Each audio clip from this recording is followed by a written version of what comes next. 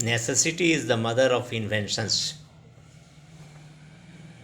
Looking back to the distant past, we find that necessity led to all early inventions. In those days, man lived in a state of nature, that is, he ate raw food,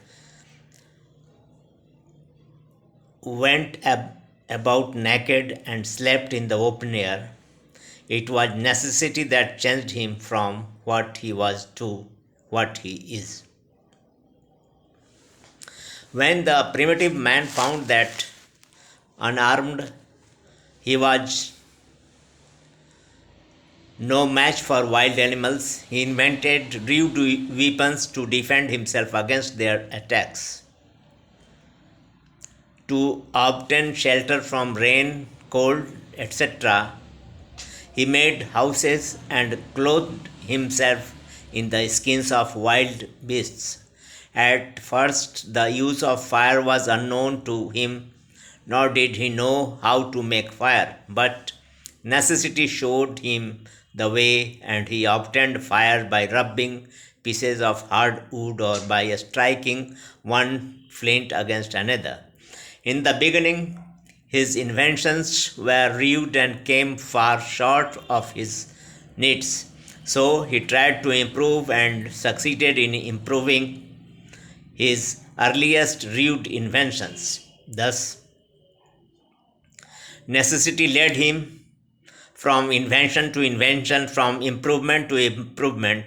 For instance, in the early dawn of civilization, man cooked his food in wooden vessels or in skins of animals. But as this was found extremely inconvenient, he made earthen vessels to take the place of the earlier ones.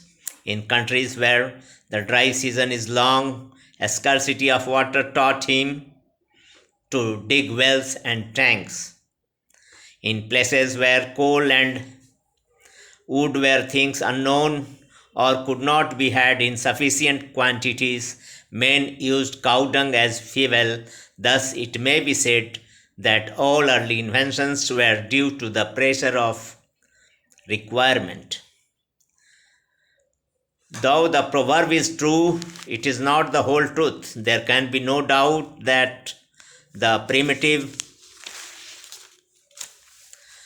man was led to invent this thing and that to meet his necessity, but the same cannot be said of most modern inventions.